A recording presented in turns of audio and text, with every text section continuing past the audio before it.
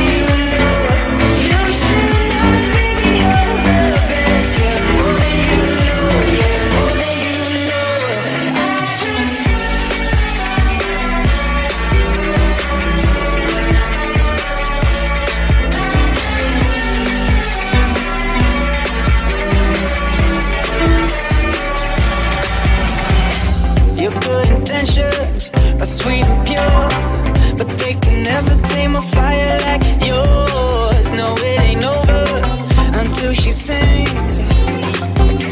Yeah.